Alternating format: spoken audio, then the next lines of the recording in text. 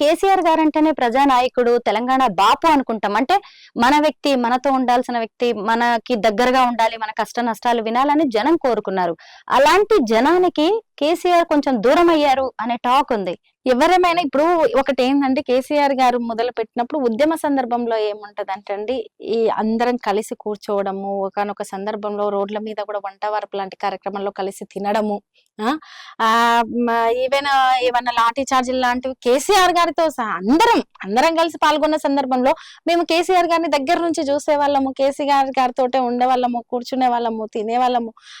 లేదు కేసీఆర్ గారు ఒక ఆలోచన చేస్తే మా ఆలోచన కూడా షేర్ చేసుకునే వాళ్ళం.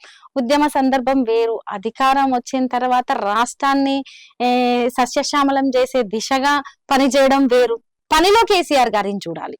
ఆ ఉద్యమంలో ఆయన నినదించే గొంతులో ఎలాగైతే ఆయన తీసుకునే ఒక ఏదైతే ఉద్యమ పంతా ఉందో దాంట్లో కేసీఆర్ గారిని చూసాం. అప్పుడు రాష్ట్రం వచ్చిన తర్వాత సీఎం గా కేసీఆర్ గారు ఉన్నప్పుడు చేసిన పనిలో కేసీఆర్ గారిని చూడాలి.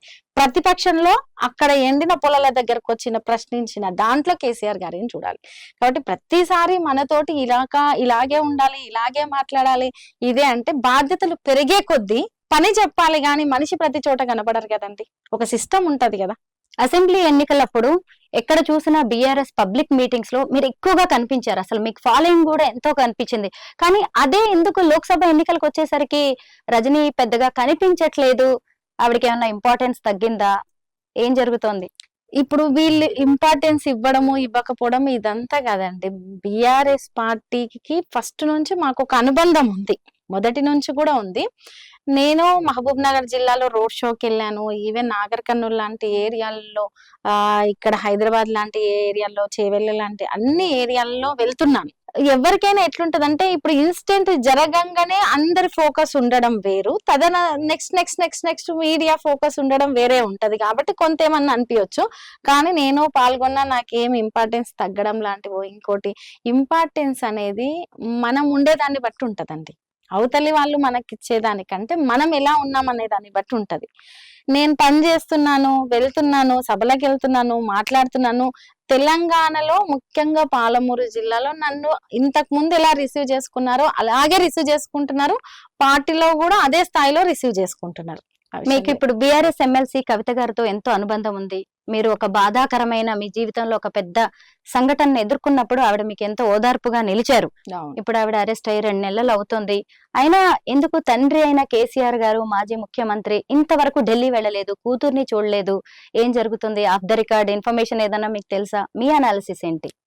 అట్లా ఇన్ఫర్మేషన్ అదంది కానీ సహజంగా అందరికి తెలిసిన కేటీఆర్ అన్న వెళ్తున్నారు, కలుస్తున్నారు ఇష్యూ. మొన్న కూడా TV9లో ఇంటర్వ్యూ అయినప్పుడు కూడా కేసీఆర్ గారు చెప్పారు. ఏంటి అంటే కవిత గారి అరెస్ట్ వెనక ఉన్నది ఏంటి అన్నప్పుడు ఆ కేసు ఏంటి, దాని కథ ఏంది, అది ఎందుకు పెట్టారు, ఏంది, బిఎల్ సంతోష్ వెళ్ళి అరెస్ట్, అనేక విషయాలు కేసీఆర్ గారు మాట్లాడారు. అందరికీ తెలిసే.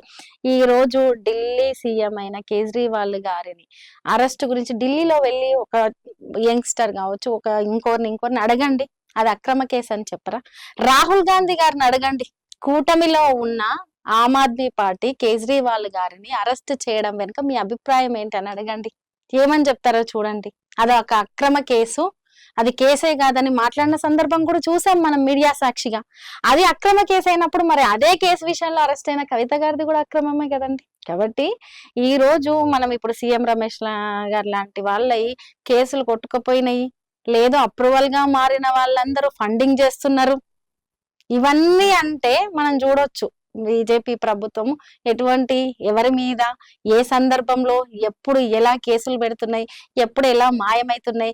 సోషల్ మీడియాలో బయట మాట్లాడుకుంటున్నారన్నారండి వాషింగ్ పౌడర్ నిర్మా అని చెప్పేసి. మనం అంటే చూస్తున్నాం. ఎప్పుడు ఇట్లా వచ్చింది అంటే వాళ్ళు ఏదో కేసు పెట్టడానికి చూస్తారు. వాళ్ళు బీజేపీ కండువా కప్పుకున్నప్పుడు, లేకుంటే మద్దతు ఇచ్చినప్పుడు, లేదో ఫండింగ్ ఇచ్చినప్పుడు అది మాయమైపోతుంది అని కూడా మాట్లాడుకుంటున్నారు. నేను మాట్లాడడం కాదు, ఇక్కడ ఉండి కవిత గారి కేసు విషయంలో విమర్శిస్తున్న కాంగ్రెస్ నాయకులు కూడా నేషనల్ లో ఇది జరుగుతుందని చెప్పి వాళ్ళే చెప్తున్నారు కదా. కాబట్టి మనం కేసీఆర్ గారు వెళ్ళడం అంటే కేసీఆర్ గారు అందులో అసలు కవిత గారి పాత్రే లేదంటారా? అసలు అది కేసే కాదంటున్నారు. కేసే కాదండి. అది ఇప్పుడు బీజేపీ ప్రభుత్వం అనేది కేజ్రీవాల్ వాళ్ళను ఇబ్బంది పెట్టడానికి చేసిన ఒక కుట్రాన్ని మాట్లాడుతున్నారు. అంటే అది కుట్ర అని మనం అంత ఈజీగా ఎలా కొట్టిపడేస్తాం? సిబిఐ ఇప్పుడు ఆరోపణలు చేశారండి. ఇప్పుడు నేను ఒక విషయం, ఆరోపణలు చేశారు, కేసు అనేది విచారిస్తున్నారు. ఆరోపణ మాత్రమే కాదు కదండి, ఆరోపించిన తర్వాత దానికి సంబంధించిన అన్ని దొరికిన తర్వాత శిక్ష పడ్డ తర్వాత ఇది నిజం అలా దానికంటూ చట్టంగా ఒక ప్రాసెస్ ఉంటది కదా, చేస్తున్నారు. నిజాలు బయటకు వస్తాయి. ఢిల్లీ సాక్షిగా ఆమ్ ఆద్మీ పార్టీ మాట్లాడుతుంది, ఇక్కడ బిఆర్ఎస్ పార్టీ మాట్లాడుతుంది. అది కేసు కక్షపూరిత చర్యగానే పెట్టింది, కడిగిన ముత్యంలాగా బయటకు వస్తారని మాట్లాడుతున్నారు. చూద్దాం, భవిష్యత్తు నిర్ణయిస్తది. అంటే ఇప్పుడు ఏపీ ముఖ్యమంత్రి అయిన జగన్మోహన్ రెడ్డి కూడా, ఆయన కూడా ఇలాంటి కేసుల్లో 16 నెలలు జైల్లో ఉండొచ్చారు. జైల్లో ఉండొచ్చిన ఆయనే సీఎం అయ్యారు. రేపు కవిత లాంటి వాళ్ళు అవరా అని బీఆర్ఎస్ శ్రేణులు ఇలాంటివి కూడా కామెంట్ చేస్తూ ఉన్నారు. మీరేమన్నా అలాంటి హోప్స్ తో ఉన్నారా? కవితకి ఇంకా అద్భుతమైన భవిష్యత్తు ఉంటది జైలుకి వెళ్ళొచ్చాక అనేది. ఇప్పుడు ఇక్కడికి వెళ్ళొచ్చాక అక్కడికి వెళ్ళొచ్చాక అని కాదండి, ఖచ్చితంగా భవిష్యత్ అంటే కొట్లాడే వాళ్ళకు, ప్రశ్నించే వాళ్ళకు, రాజకీయాల్లో ఆ పోరాట తత్వం ఉన్న వాళ్ళకు ఖచ్చితంగా భవిష్యత్తు ఉంటది. ఆ తత్వం అనేది ఉంది. కేటీఆర్ అన్నకు ఉంది, హరీష్ అన్నకు ఉంది, బీఆర్ఎస్ శ్రేణులందరికీ ఉంది, తెలంగాణ కోసం కొట్లాడిన ప్రతి ఒక్కరికి ఉంది. కాబట్టి ప్రజల సమస్యల గురించి, ప్రజల గురించి పోరాటం చేసే ప్రతి ఒక్కరికి భవిష్యత్తు ఉంటది. ఇప్పుడు రేవంత్ రెడ్డి గారికి కూడా నోటీసులు వచ్చాయి. అంటే పిసిసి చీఫ్ కి వచ్చినట్టుగా అనమాట. సీఎం కి కంటే కూడా ఆ నోటీసులు ఫేక్ వీడియో, అమిత్ షా కి సంబంధించి రిజర్వేషన్ల కి సంబంధించిన ఒక ఫేక్ వీడియో. మరి దీన్ని ఎలా చూస్తాం? అంటే కాంగ్రెస్ చేసింది తప్పంటారా, లేదంటే బీజేపీ కక్షపూరితంగా వ్యవహరిస్తోంది ఈ ఎలక్షన్స్ టైంలో అంటారా? ఇప్పుడు ఇదైతే కామన్ గా మీరు అన్నారు ఫేక్ వీడియో అని చెప్పేసి, సరే సోషల్ మీడియాలో రన్ అవుతుంది ఒక ఫేక్ వీడియో. ఓటుకు నోటు కేసు విషయం అనేది అది ఎవరో ఏదో అని కాదు, రెడ్ హ్యాండెడ్ గా దొరికింది. లైవ్ లో మనం చూసాం, దానికి సంబంధించింది లైవ్ లో చూసాము. ఆ కేసుకు సంబంధించి కూడా ఇప్పటికీ విచారణ జరుగుతుంది. అయితే బీజేపీ కాంగ్రెస్ కు సంబంధించి తెలంగాణలో బీజేపీ కాంగ్రెస్ అనేవి కుమ్మక్కయ్యాయి, అందుకే క్యాండిడేట్స్ ను కూడా డమ్మీ క్యాండిడేట్స్ ను పెట్టారు అనేది మేం కాదండి, కాంగ్రెస్ పార్టీ వాళ్ళే మాట్లాడుకుంటున్నారు. కాంగ్రెస్ పార్టీలోనే సీనియర్ నాయకులుగా ఉన్న వాళ్ళు బయటికి వచ్చి మరీ మాట్లాడుతున్నారు. కాబట్టి బీజేపీ ఇప్పుడు ఇక్కడ ఉన్న కాంగ్రెస్ లో కొంతమంది, రేవంత్ రెడ్డి గారు లాంటి వాళ్ళు రేపు భవిష్యత్తులో వాళ్ళు మా బీజేపీ పార్టీలోకి రావచ్చు.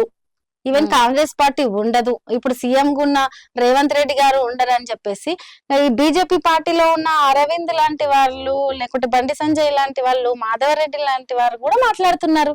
అంటే దీన్ని బట్టి బీజేపీ కాంగ్రెస్ ఒకటే అని చెప్పొచ్చు తెలంగాణలో. అలా అంటారా, లేకపోతే కాంగ్రెస్ మెడల్ వంచే ప్రయత్నం ఇలాంటి వీడియోస్ ని, లేదంటే ఇంకేదన్నా అడ్డం పెట్టేసుకుని దేశవ్యాప్తంగా అయితే మనం ఎన్నో చూస్తున్నామండి. చాలా మాట్లాడుకుంటున్నారు. ఈ ఎంపీ ఎలక్షన్ తర్వాత కర్ణాటకలో కూడా ప్రభుత్వం పడిపోతుందని మాట్లాడుకుంటున్నారు. శివకుమార్ గారు కూడా బీజేపీలో జాయిన్ అవుతారని మాట్లాడుకుంటున్నారు.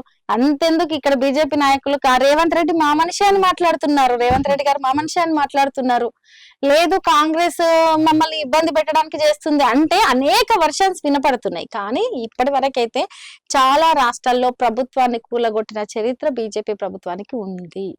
తెలంగాణలో కూడా అనిశ్చితితో కూడిన ప్రభుత్వం అనేది నడుస్తుంది. స్టేబుల్ గా ప్రభుత్వం ఉంటదా ఉండదా, ఎవరేంటి ఎవరు ఏ వర్గము, ఒకరు కూలుస్తారా వాళ్ళే గులగొట్టుకుంటారా అర్థం కాని పరిస్థితులనే ఈ రోజు తెలంగాణ ప్రభుత్వం ఉంది. జిల్లాల వారీగా వర్గాలు ఉన్నాయి కాంగ్రెస్ పార్టీలో. ఈవెన్ బీజేపీ ప్రభుత్వంతో కుమ్మక్కైనట్టు ఉంది. బీజేపీ ప్రభుత్వం కూడా వీళ్ళను ఇబ్బంది పెట్టే పరిస్థితులు కనిపిస్తున్నాయి. బీజేపీ వాళ్ళు కూడా మా మధ్య స్నేహపూర్వకమైన ఒప్పందము ఉంది అని మాట్లాడుతా, అంటే బహిరంగంగా బయటనే ఈ రోజు నేను వచ్చి మీరు అడుగుతున్నందుకు చెప్పడం అని కాదు, నేను చూస్తున్నాను కదండి, వింటున్నాను కదా, బహిరంగంగా అందరికీ తెలిసేటట్టు ఇవన్నీ బయట మాట్లాడుకుంటున్న విషయాలు. కాబట్టి రేపు ఎంపీ ఎలక్షన్స్ తర్వాత ఏమైనా జరగవచ్చు.